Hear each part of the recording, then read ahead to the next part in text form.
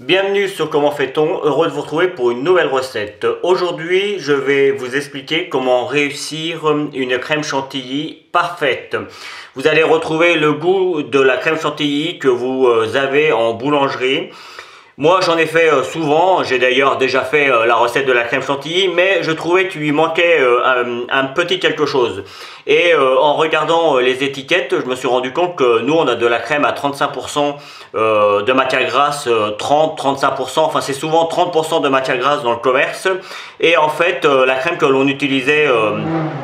Désolé pour la moto. La crème que l'on utilisait en boulangerie et en pâtisserie, c'était plutôt de la crème entre 40 et 42% de matière grasse. Donc du coup, c'est la matière grasse qui manquait. Qu'est-ce que j'ai fait? J'ai simplement repris de la crème liquide entière, c'est-à-dire que là j'ai mis 35 centilitres de crème liquide entière. 70 g de sucre glace, hein, évidemment, il y a toujours du sucre glace dans la crème chantilly, et j'ai rajouté 70 g de mascarpone, et c'est ce qui va apporter un petit côté plus gras à notre crème, et je peux vous garantir que ça fait toute la différence. Et le mascarpone en plus, ça n'a pas de goût particulier, donc ça ne change rien du tout à la saveur de la crème chantilly, au contraire, ça l'améliore. Et j'ai rajouté évidemment 2 cuillères à café d'extrait de vanille liquide, que l'on trouve partout, mais vous pourriez remplacer ça par du sucre vanillé. Moi j'aime pas trop, hein, dans la crème chantilly en général c'est du sucre glace, mais bon, si vous n'avez que ça, évidemment le mieux ce serait des gousses de vanille, mais ça coûte tellement cher que je crois qu'il y a de moins en moins de personnes à les utiliser. Donc une fois que l'on a fait ça, moi je mets tout dans mon bac. Il faut que le bac du batteur soit bien froid, comme toujours avec la crème chantilly. Le fouet également, j'ai tout mis au congélateur pendant environ 20 minutes, comme ça tout est bien froid. La crème évidemment et le mascarpone est au frigo, donc il n'y a pas de souci. Et on va commencer à mélanger ça.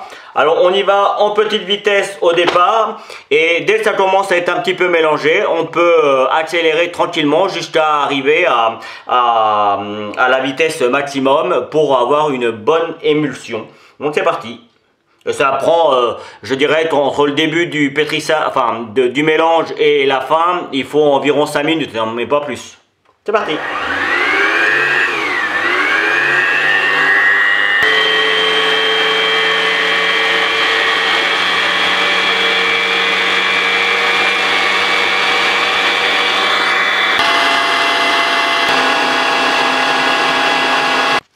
Et voilà, quand la crème tient parfaitement au fouet comme ça, c'est qu'elle est prête.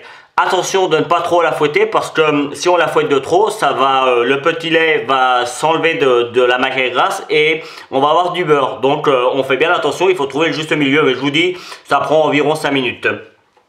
Dernière petite info, puisqu'on est sur l'info, conservation de la crème, 2 jours au frigo, et j'insiste, hein, il faut toujours la laisser au frigo, bien qu'il n'y ait pas d'œuf ni rien, mais ça reste de la crème, donc 2 jours à 4-5 degrés au frigo, c'est parfait. Et voilà, et sachez que ça se congèle très bien. Si vous en avez trop, imaginons que vous faites des choux et qu'il vous en reste, vous les mettez dans des petits bacs, enfin dans des petits récipients. Vous voyez, moi par exemple, je les mets dans des récipients comme ça, hop, et puis je les sors quand j'ai envie. Je rajoute un petit coulis par exemple de framboise ou de fraise, et ça fait une glace merveilleuse. Donc il ne faut pas se priver de la congeler, surtout on jette pas. Et par contre, si vous voulez la congeler, faites-le plutôt le jour où vous faites, vous attendez pas 2 jours au frigo et puis vous congelez, hein. Vous faites ce que vous avez à faire, et puis si vous reste, vous congelez le jour même, c'est important. Allez, voilà, la vidéo va se terminer sur cette petite image. Comme vous pouvez le voir, j'avais de la pâte à choux dans mon congélateur, donc j'ai fait un petit chou, mais bien évidemment, avec cette crème chantilly, vous pouvez faire plein de choses, des gâteaux roulés, la fameuse forêt noire, avec cette crème, c'est magique, et puis tout ce qui peut vous passer par la tête. J'espère que, et puis vous pouvez la manger comme ça, hein, ce que moi je vais faire d'ailleurs. Donc j'espère vraiment que cette recette vous plaira, cette recette améliorée vous plaira. J'ai pris comme toujours beaucoup de plaisir à la réaliser. Si vous continuez un petit peu plus longtemps, vous avez le lien pour vous abonner si vous ne l'avez pas encore fait. N'oubliez pas la petite cloche pour activer les notifications, c'est-à-dire qu'à chaque fois que je vais mettre une vidéo, si vous cliquez sur la petite cloche, vous recevrez le lien comme quoi j'ai mis une nouvelle vidéo. Vous n'êtes pas obligé de la regarder, hein. Vous pouvez cliquer sur la petite flèche et puis la vidéo s'en va. Et puis si vous avez envie de la regarder, vous cliquez 2 fois dessus et elle s'ouvrira. Donc n'hésitez pas à faire ça. À mettre un petit pouce bleu, ça m'aide pour le référencement. Un commentaire évidemment si vous aimez cette crème chantilly. Et puis sur la description, juste en dessous de la vidéo, vous allez retrouver tous mes liens pour aller sur mes réseaux sociaux. N'hésitez pas à y faire un petit tour. Évidemment, en fin de vidéo, je vous donne également 2 autres recettes. Je verrai si je vous donne 2 autres recettes de crème ou si je vous donne des recettes à base de crème chantilly. Je verrai, ça dépendra de mon humeur au moment où je mettrai la vidéo en ligne. Voilà, à très vite sur Comment fait-on et n'oubliez pas d'aller encore un petit peu plus loin. Salut et merci pour votre fidélité.